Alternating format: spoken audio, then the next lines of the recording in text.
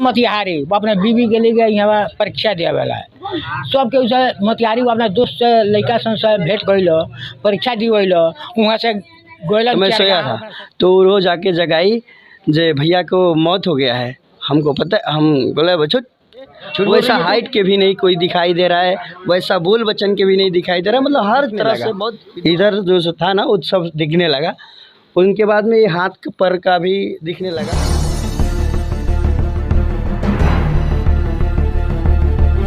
प्रखंड अंधरा पंचायत अंधरा गांव में मैं पहुंचा हूं और वार्ड नंबर 3 ये मुन्ना पाठक जी का घर है।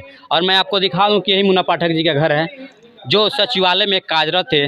और 2 साल लमसम 2 साल पहले लमसम 1.5 महीना हो रहा है कि उनकी हत्या भी हो गई।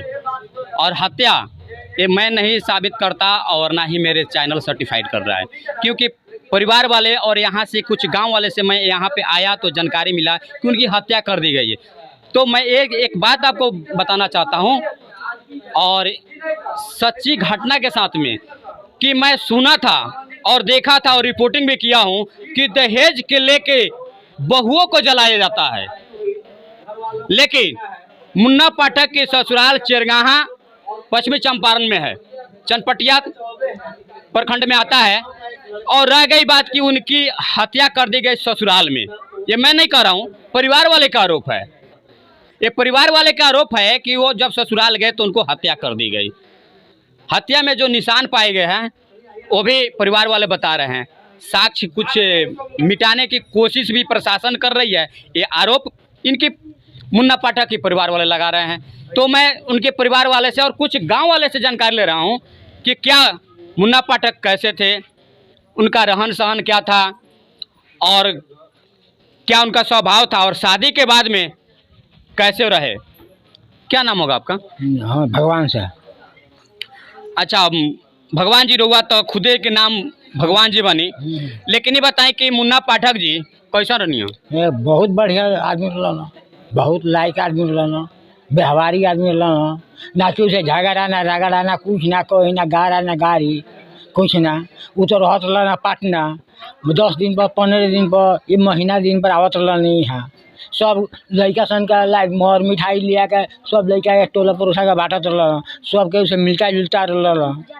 अच्छा भगवान जी, तो एगो हमरा के बात बताई ताकि हम लोग से जानकारी जुटाए के हम अपना व्यूवर के दिखावे के चाहता नहीं और सुनावे के चाहता नहीं कि मुन्ना जी के हत्या भइल बा कि बीमारी भइल तो मौत हो गई। बीमारी उमारी कुछ ना रहा।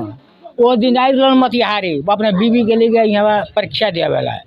सबके उसे मोतिहारी वो अपना दोस्त से लड़का से भेंट कइलो, परीक्षा दी वहीलो, वहाँ से गोयलन चिरगाहा अपना ससुरारी आ ससुरारी गला में वही रात के ही काम हो।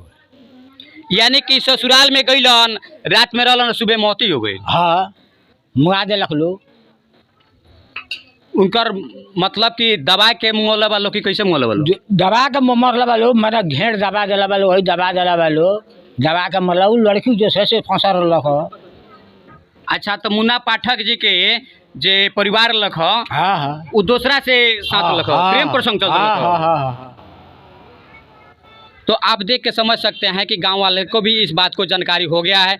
और कुछ लोग हैं जो उनसे मैं जानकारी ले रहा हूं और जानकारी जुटा के मैं आपसे बताऊंगा। राजेश्वर यादव। नमस्कार राजेश्वर जी, आप एक बात बताइए कि मुन्ना पाठक जी को कब से जानते हैं आप? बहुत दिन से, बच्चे से सर। हम कैसा थे वो? बहुत अच्छा भाई ही हमारे थे, भाई समान थे एकदम। मेरा सामने पड़ोस में घर है और उनका और हमारा इतना करीबी था जो किसी में नहीं हो सकता है। उनके चक्कर में मतलब क्या नहीं मैंने, और वो मेरे लिए क्या नहीं किए, और मैं उन्हें लिए बहुत दिल और जान से भी ज़्यादा जानता हूँ उन्हें और प्रेम करता हूँ। तो मुझे सूत्रों के मुताबिक मालूम हुआ है कि मुन्ना जी का मृत्यु हो गया है। और उनकी ससुराल में क्या वो बीमारी था या हत्या? सिर्फ हत्या था।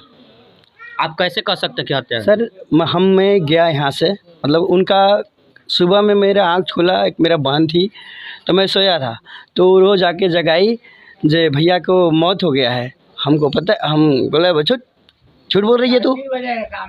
हम गलत मानने, मतलब इतना अच्छे आदमी थे, इतना मतलब विचार वाले आदमी थे जो दूसरे के गांव नगर वाले को, हम लोग के जैसे अगर कुछ भी गलती सही होता था तो वो हमको समझाते थे।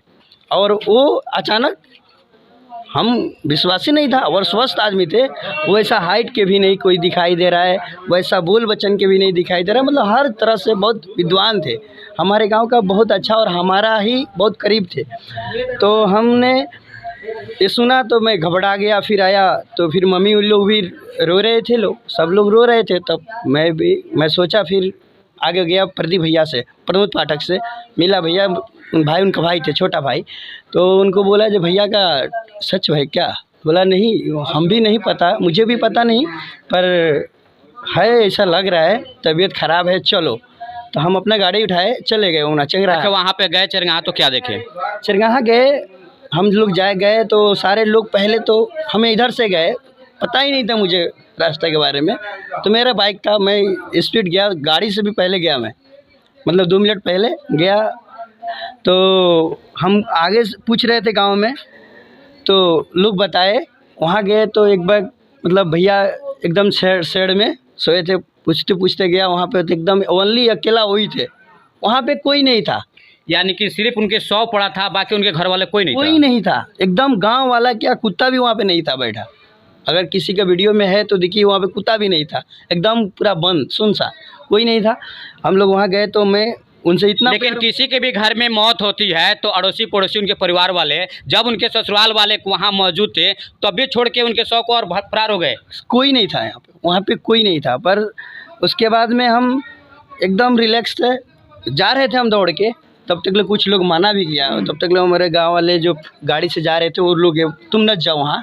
सब लोग गए साथ में, तो उनका पूरे पाउडर लगे थे, पूरे पाउडर लगे थे। तो हम पाउडर के लगे थे, तभी हम लोग उतना ध्यान नहीं दे रहे हैं। हम लोग के तो अलग ही टेंशन है, हम लोग रोल रहे हैं, कोई कुछ घबरा रहा है, हम लोग पेट देख रहे हैं, देह शरीर देख रहे हैं। तो फिर हम लोग मतलब हमको है जो क्यों कैसे हो गया, कैसे मतलब घबरा रहे हैं। तब तक सब चारों तरफ से लोग जितने भी गए थे, 15 से 20 आदमी गए थे, एक बोलेरो और 5-6 गाड़ी गए थे। तो सब लोग पसीज गया, वो ये जो है ना पाउडर लगा था वो सब पसीज गया। तो रस्सी का जो निशान था ना वो दिखने लगा, यानी गले में रस्सी का निशान दिख रहा निशान था, वो दिखने लगा। इधर जो था ना वो सब दिखने लगा। उनके बाद में ये हाथ पर का भी दिखने लगा। कुछ काफ़ी देर के बाद जो पुलिस लोग आए, रिपोर्ट लिखाया, उसके बाद में इधर भी पाउडर लगाए थे, क्योंकि वो पहले से भी पाउडर लगाए थे, कभी कभार लगाते थे। तो उनका बीवी बोलती थी बोलो बजे पाउडर से इनका लगा ही है। तो इधर देखे तो इधर भी मारा, इधर भी लगा था, इधर अच्छा, भी। मुन्ना पाठक जी का मौत के बाद में उनकी वाइफ को देखे वहाँ पे? जी बहुत काफ़ी देर के बाद में सब लोग आए। तो काफ़ी देर के बाद वो एकदम रिलैक्स थी, कोई टेंशन नहीं था उसको, कोई टेंशन नहीं। जब भी हम लोग वहाँ पहुँचे, बहुत सारे हाला उला किए तो दिखे, उससे पहले हम लोग नहीं देखा, कोई टेंशन नहीं। यानी कि पहले आप लोग देखे थे ओनली 100 पड़ा था, और सारे लोग जब जमा हो गए, इकट्ठा हो गए, तब जाके उनकी वाइफ आई। बहुत काफ़ी देर के बाद, मतलब 2-2.5 घंटे के बाद। वाइफ और उनकी माँ अंगूर खा रही थी अंदर बैठ के, एकदम उन लोग पंखा चल रहा था, कोई उनको समझ ही नहीं था जो आप सीधे सीधे के आरोप लगा रहे हैं कि हत्या कर दी गई है, लेकिन पोस्टमार्टम रिपोर्ट में बताया जा रहा है कि वो आत्महत्या है। नहीं, इस पे क्या करेंगे? वो सर बदलाव है, वो मतलब पैसा दे के चाहे जैसे भी हो, डॉक्टर लोगों को हम आंखों से देखे थे सर। एक बार जो ये सब हमें दाब दिया उसको, मतलब वो तो निशान है ही है ना। अगर आप झूठ भी बोल देंगे ना पैसा लेकर, पैसा पर भी पोस्टमार्टम बदल देता है, पैसा के लेकर पोस्टमार्टम बदल गया। हम एकदम कहते हैं जैसा गला था, भैया के देह में किधर भी निशान नहीं था। हमें बचपन से वो हमको खिलाए हैं, उनका हर आकिफ हूँ हर चीज़ से, तो हमको पता नहीं है जो क्या है भैया के देह में।